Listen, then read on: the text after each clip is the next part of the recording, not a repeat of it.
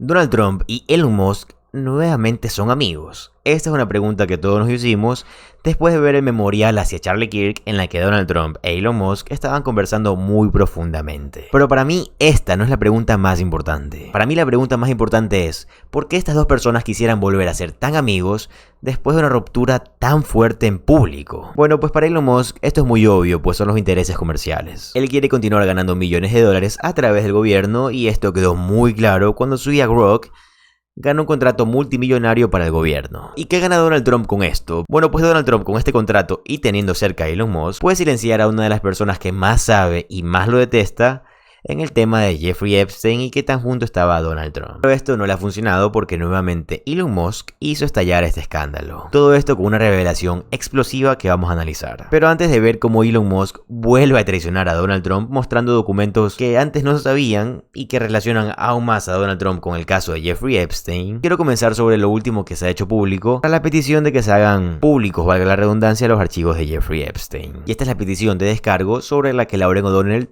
explica muy bien. Mira, por favor.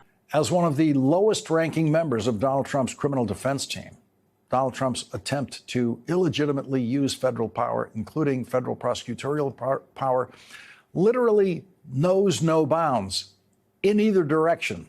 There's no rule too small for Donald Trump to break and no rule too big for Donald Trump to break. And as you just heard today, Donald Trump had a statue of him and his pal Jeffrey Epstein removed from the National Mall, where the statue had a permit to appear this week until Sunday at 8 p.m. The National Park Service removed the statue this morning, as they said, due to it not being in compliance with the permit. But the National Park Service refuses to say how the statue was not in compliance. It's a 12-foot tall statue, as you just saw, bronze painted statue of Donald Trump and the man who said he was Donald Trump's closest friend for 10 years, the sex trafficker and raper of children, Jeffrey Epstein, who Donald Trump said was a terrific guy. The two men are holding hands in the statue and smiling at each other. That statue made Donald Trump the first president in history to have a statue of himself placed in Washington during his presidency. The National Park Service possibly violating its own permit rules to take down the statue is the least, as we said, of Donald Trump's abuses of presidential power. Last night, in a special election, voters in Arizona gave our first guest tonight one more member of the Democratic team in the House of Representatives. House Democratic leader Hakeem Jeffries will be joined on the House floor by Democrat Adelita Grijalva, who won a special election for the House seat held by her father, Congressman Raul Grijalva, until his death in March of this year. That means one more signature for the discharge petition that can force a vote in the House of Representatives to release the Epstein files. Semaphore reports that Republican Congressman Thomas Massie is, quote, declaring victory on his move to force a vote on releasing the Jeffrey Epstein files after the election to fill a vacant Arizona House seat. And he says House Speaker Mike Johnson and some of the powers that be in D.C. are in full panic right now about it. They came back and tried to get the four of us to take our names off the petition, Massie told Semaphore after an event in his northern Kentucky district. They asked some of my colleagues who are co-signers, and they actually threatened them politically, not physically. Massie said if Johnson uses parliamentary tactics to evade a vote, that there's enough notoriety on this issue that people will know that he's sweeping this under the rug. He also said if there is language included in a bill to sideline the petition, those who vote for that bill are part of the cover-up. Donald Trump está aterrorizado. El reloj continúa avanzando. Ella no puede distraer a nadie. Acusó a James Comer, el exdirector del FBI. No solo porque quiere expandir su proyecto autoritario, sino porque Donald Trump sabe que necesita intimidar e impedir que la gente siga hablando. Quiere eliminar a cualquiera que no sea leal a él. He visto a los republicanos responder que cualquiera que diga lo contrario a lo que dice el FBI, o sea que cuestione al FBI, en el Departamento de Justicia o en cualquier parte del gobierno de Donald Trump, deberá de perder el trabajo porque esta es una prueba de su deslealtad hacia Donald Trump. Y vemos lo mismo con el tema de Jeffrey Epstein, en una prueba de lealtad en la que Elon Musk falló rotundamente. Y las razones se están volviendo cada vez más claras, porque los demócratas de supervisión de la Cámara de Representantes han publicado nueva información sobre el patrimonio de Jeffrey Epstein, que vincula a Elon Musk en asuntos bastante turbios. Nuevos documentos del patrimonio de Jeffrey Epstein que detallan su agenda diaria, muestran reuniones con Steve Bannon, Pete Thiel y una posible visita a la isla de Jeffrey Epstein por parte de Elon Musk. El príncipe Andrew parece estar listado como pasajero en el jet de Jeffrey Epstein. El Departamento de Justicia debe de liberar los archivos de Jeffrey Epstein ahora. Como pueden ver aquí, el sábado 6 de diciembre del 2014, dice, recordatorio, Elon Musk a Irlanda el 6 de diciembre. Sigue en pie entre paréntesis. Ahora, Elon Musk ha negado cualquier relación real que haya tenido con Jeffrey Epstein y la verdad hasta el día de hoy no existe ninguna prueba que lo vincule con él o que diga que él asistió a esta isla. Pero vaya, que esto es bastante condenatorio y demuestra bastante lo que Donald Trump trata de encubrir en este momento sobre los archivos de Jeffrey Epstein. Porque esto no se trata únicamente de él. A Donald Trump no solo le preocupa que al estos documentos hacerse públicos los afecten a él, sino que también van a afectar a todos sus cómplices multimillonarios. La razón por la que los demócratas de supervisión de la Cámara de Representantes tienen estos documentos es porque van a ir directamente a la propiedad de Jeffrey Epstein. No hay obstáculo que Donald Trump pueda poner en el camino de este esfuerzo. De hecho, de esta misma forma fue la que obtuvieron el libro de cumpleaños de Jeffrey Epstein, escrito y firmado por Donald Trump.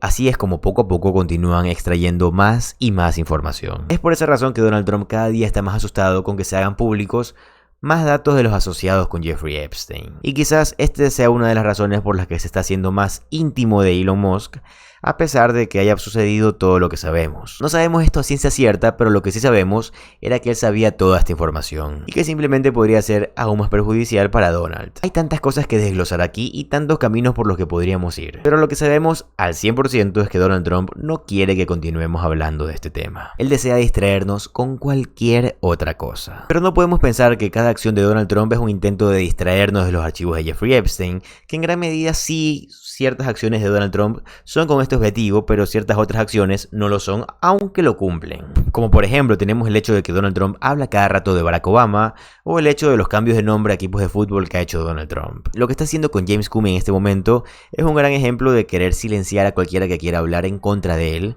y también tratar de distraernos del caso de Jeffrey Epstein. Pues claro, a Donald Trump no le interesa que nada de esto se haga público y mucho menos algo que apoye a las víctimas de Jeffrey. Pero quiero que tengas claro que estas cosas son importantes por sí mismas. Y el senador Tim Kaine lo desglosó perfectamente aquí. Mira por favor.